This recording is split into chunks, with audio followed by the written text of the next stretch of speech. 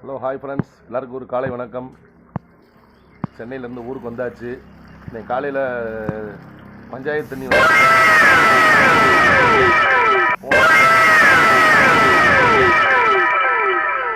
சரி வந்தால் கொஞ்சம் லேசாக நம்ம மட்டும் குளிச்சா போகாது, செடிகளையும் லைட்டாக ஒரு குளிப்பாடு கொடுப்போம். இந்த செடி வந்து மருதாணி செடி, ஃபுல்லாக தான் பாத்தி கட்டி அடிக்கிற வெயிலுக்கு செடி நல்லா குளிக்கட்டும். இது வந்து கொய்யா மரம், இது நான் தான் வச்சேன் வீட்டில். அதுகளையும் லைட்டாக ஒரு குளிப்பாட்டி விட்டுருவோம். அது மாதிரி அந்த தூரமாக இருக்க அந்த செடி பூச்செடி, அதுவும் நான் தான் வச்சது. நமக்கு கொஞ்சம் இந்த செடிகள் மேலே மரங்கள் மேலே கொஞ்சம் ஆர்வங்கள் அதிகமாக உண்டு. எப்பப்போ நம்ம வேலைக்கு வெளியில் சென்னைக்கு நார்த் இந்தியா போயிட்டு எப்போ நம்ம வர்ற நேரங்களில் கொஞ்சம் செடிகளை வந்து கொஞ்சம் கண்காணிப்பாக பார்த்துக்கிறது. இல்லைன்னா வீட்டில் இருக்கவங்க பார்த்துக்கிடுவாங்க. இருந்தாலும் நம்ம வளர்த்த புள்ள இந்த 2 செடி காய் காய்ச்சி நல்லா பழமாயிடுச்சுன்னா உங்களுக்கு கொய்யாப்பழம் வந்து அவ்வளோ இனிப்பாக டேஸ்ட்டாக வரும்.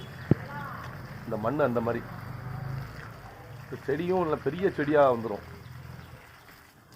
மருதாணி செடி, இந்த பப்பாளி மரமும் நான் தான் கொண்டு வந்து வச்சு விட்டேன். இன்னைக்கு நல்லா பப்பாளி காயிலிருந்து பப்பாளி பழம் நல்ல இயற்கைக்கு எந்த பிரச்சனையும் இல்லாத அளவுக்கு மண் நல்ல மண். உரம்லாம் போடுறது கிடையாது, ஒன்றும் பெருசாலாம் ஒன்றும் உரம் போடுறது கிடையாது, வெறும் தண்ணி தான். அடிக்கடி குப்பை ஏதாவது சேர்ந்துருச்சு அப்படின்னா கொஞ்சம் மரத்தை சுற்றி பாத்தி கட்டி குப்பையெல்லாம் அள்ளி தூர்வாரி விடுறது வந்து வீட்டில் சொல்லிடுவாங்க. நான் வந்தால் செஞ்சுப்பேன். அந்த லாஸ்ட்டில் ஒன்று இருக்குது, ஒரு செவ்வாழை ஒன்று இருக்குது. ஆனால் செவ்வாழைப்பழம் வந்து கொஞ்சம் லைட்டாக கருகி போச்சு. செவ்வாழைப்பழம் வந்து கொஞ்சம் கருகி போச்சு, ரொம்ப காய் அடிச்சிருச்சு, ஏதோ பூச்சி அடிச்சிருக்கும் போல தருது. அது இனிமேல் தான் என்னென்னு பார்த்து உரம் எதுவும் போடணுமா என்ன சொல்லி பார்க்கணும். என்னடா அதுக்குள்ளே தண்ணியை நிப்பாட்டிட்டானுங்க போல தருது. நல்லா தானே வந்துட்டு இருந்துச்சு. சரி ஃபுல்லாக நம்ம காமிச்சாச்சு, தண்ணியெல்லாம் அடித்து விட்டாச்சு. நாம் மட்டும் தண்ணி அடித்தா போதுமா?